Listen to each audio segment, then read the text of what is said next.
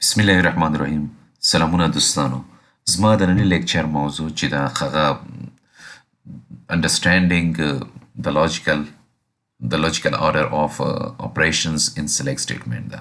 دغه هم د موډیول دوهم موډیول څلورمه برخه ده او مقصد چې د دې لیسن یا درس هغه د select statement برخو په اړه یعنی elements په اړه وضاحت ده چې موږ وپوهیږو چې په سلیکټ سټیټمنټ کې څومره برخې دي او په څو برخو ویشلې ده یا مشتمل ده. په دې به هم پوه شو چې دغه برخې چې دي موږ یې څنګه لیکو او ډیټابیس انجن یې په کوم شکل کې ایوالویټ یا ایگزیکیوټ یا رن کوي یا هغه ارزوي.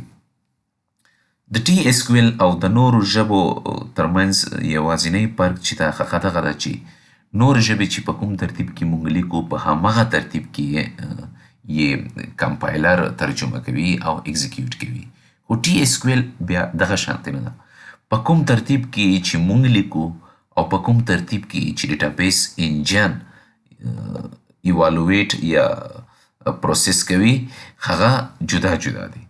تر څو پورې چې په دې دواړو ترتیبونو پوه نشو موږ نشو کولی چې د ټي اس کیو ایل سکرپټ باندې صحیح پوه شو او هغه صحیح ولیکو او هغه نتیجه چې موږ یې راوړو موږ غواړو چې لاسته راوړو هغه ترلاسه کړو.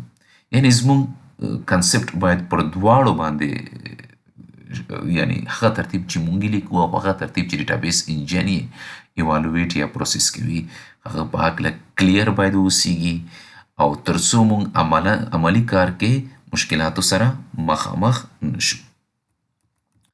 دوستانو د سلیکټ سټیټمنټ الیمنټ چې کومې دي یعنی برخې چې کومې دي هغه عموما په دوه ډوله دي. یو ته یې منډیټري یعنی لازمي دي، باید دغه برخې سلیکټ سټیټمنټ کې موجود وي، او دوهمې برخې چې دي آپشنل دي یعنی اختیاري دي، ستاسو خوښه ده که هغه ستاسو راوړئ که نه راوړئ، یعنی ستاسو د ضرورت مطابق دي چې وي هغه ولیکئ او که ضرورت مو نه وي مه یې لیکئ. که په جدیت سره ووایو چې یوازې سلیکټ کلاز یعنی سلیکټ برخه هم کولی شي چې رن شي او نتیجه موږ ته راوړي او پرته له کوم مشکله دغه چې دا ایگزیکیوټ شي یا رن شي. که چیرې بیا موږ وغواړو چې په سلیکټ سټیټمنټ کې له ټیبل د سلیکټ سټیټمنټ په مرسته له یو ټیبل څخه ډیټا راوړو نو په هغه ځای کې بیا موږ فرام کلاس چې دا یا د فرام برخه هم باید ورسره یو ځای کړو تر څو له ټیبل څخه ډیټا راواخلو. یعنې که چیرې موږ داسې وغواړو چې د یو ټیبل څخه ډیټا راواخلو باید فرام کلاس موږ سره موجوده وي، یعنې زموږ د کویري یوه برخه وي تر څو له ټیبل څخه ډیټا راواخلو. دوستانو لاجیکل کویري پروسیسینګ لکه ما مخکې درته وویلې چې په کوم ترتیب کې چې موږ ټي اس کیو ایل یا سلیکټ سټیټمنټ لیکو په هغه ترتیب کې ډیټابیس انجن نه پروسس کوي یا نه ایوالویټ کوي. نو د هغې دپاره موږ زو باید چې د لاجیکل کویري پروسس باندې پوه شو. هغه دپاره زما دلته یو کویري لیکلې ده. ستاسو وینئ دوستانو چې کله موږ لیکو نو موږ لومړی ورته څه وایو چې سلیکټ راواخله ماته دغه امپلایي آی ډي یعنی دغه کالم له ټیبل څخه دغه آرډر ډیټ کالم څخه ماته بیا کال راواخله او دغه نوم ورکړه، یعنی دغه نوم چې ده الیاس نوم ده، یو موقتي نوم یې ده، یو زما د خوښې نوم ده. او له کوم بیا هغه نه وروسته فرام نه وروسته زه ورته د ټیبل نوم ورکوم. یعنی دلته سیل چې دا سکیما ده انشاءالله چې په راتلونکي کې به ستاسو په سکیما باندې هم پوه شئ. دغه آرډرز چې ده دلته زما سره په ډیټابیس کې یو ټیبل ده. هغې نه بعد زه وي آر ورته ورکوم. وي آر کې زه یو کنډیشن ورته ورکوم، زه ورته وایم چې زما ته هغه امپلایز آی ډي او هغو آرډر ډیټ څخه کال راواخله چې هغوی کسټمر آی ډي یو وي. هغې نه وروسته زه ګروپ بای کلاس چې ده د هغې څخه ګټه پورته کوم او زه امپلایز آی ډي او آرډر ډیټ څخه کال راخلم او دغه په دغو بنسټ باندې زه ګروپ کوم او زه بیا هم هیوینګ څخه ګټه اخلم. هیوینګ کې زه ورته وایم چې یوازې هغه خلک ماته ګروپ کړه چې هغوی امپلایي آی ډي د یو څخه زیات تکرار شوي وي، یعنې په کال کې یو څخه زیات تکرار شوي وي یا یو نه اوسېږي یا هیڅ نه اوسېږي. هغې نه بعد زه آرډر بای کې زه یو ترتیب ورکوم امپلای آی ډي او آرډر ایر. یا دې وي چې آرډر ایر دلته زما چې د ډیفالټ چې ده هغه اسینډینګ ده، یعنې کله چې ستاسو دلته آرډر کې هیڅ ورته ذکر نه کوي هغه اتومات ډول اسینډینګ ځان سره اخلي. اسینډینګ نه مطلب دغه ده چې له کوچني څخه شروع تر لویه پورې یا له ای څخه شروع تر زیډه پورې. خو دوستانو کله چې دغه کویري زمونږ ولیکو او ډیټابیس انجن ته لاړه شي، ډیټابیس انجن بیا په دغه ډول یې نه ایګزیکیوټ کوي یا نه رن کوي یا پروسس کوي. هغه ځي لومړی دغه فرام ګوري، لومړی څه شی ګوري؟ فرام. آیا چې دغه ټیبل ما سره موجود ده که نه؟ ډیټابیس انجن وایي هو کله چې دغه ډیټابیس کې دغه ټیبل موجود وي. دوهم ځي د ویر کنډیشن اپلای کوي چې یوازې دغه ټیبل څخه هغه خلک یا کسټمر آی ډي رااخلي چې هغوی آی ډي یو یا مساوي وي.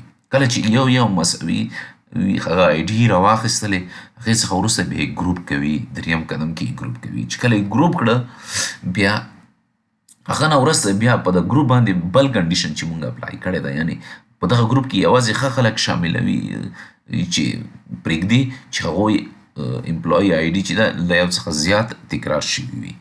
کله چې دا پنځم قدم ته ځي نو هغې نه وروسته بیا دغه امپلایي آی ډي او دغه آرډر ډیټ څخه کال را اخلي. کله چې دغه راواخیستو اخر کې بیا ورته یو ترتیب ورکوي. مونږ په تېر لیکچرونو کې که ستاسو یاد وي لوستي وو چې کومه ډیټا چې په ټیبل کې وي یعنې په سیټ کې پرته وي هغه آرډر نه لري او ترتیب نه لري. دوستانو د آرډر چې ده په شپږم قدم کې له ډیټابیس انجن لخوا ایګزیکیوټ کېږي، یعنې لومړی فرام ده، دوهم قدم کې ویر ده، دریم کې ګروپ ده، څلورم کې هیوینګ ده، پنځم کې سلیکټ کلاس چې ده رن کېږي او شپږم قدم کې چې ده آرډر، یعنې آرډر چې ده هغه ټولو کې په اخر کې ایګزیکیوټ کېږي. بیا هم زه وایم دوستانو کله چې مونږ یې لیکو هغه اول فرام لیکو، سلیکټ لیکو، بیا فرام لیکو، ویر لیکو، بیا ګروپ بای کلاز لیکو، بیا هیوینګ لیکو او اخر کې آرډر لیکو. خو کله چې دغه بیا ډیټابیس انجن ته ځي، ډیټابیس انجن اول څه شي کوي؟ فرام کلاس رن کوي، ګوري چې ټیبل شته که نه. هغې نه وروسته کنډیشن اپلای کوي او د کنډیشن په مطابق ډیټا رااخلي. لکه دلته چې زموږ سره کنډیشن ده چې یوازې هغه آی ډي چې کسټمر آی ډي راواخله چې یو یې رااخلي. هغې نه څخه وروسته بیا دغه آی ډي چې راواخیستې ګروپ کوي. کله چې ګروپ کړه بیا ګروپ کې یوازې ښه خلک پرېږدي چې هغوی امپلایي آی ډي چې ده له یو څخه زیات تکرار شوي وي، په کال کې یو څخه زیات تکرار شوي وي.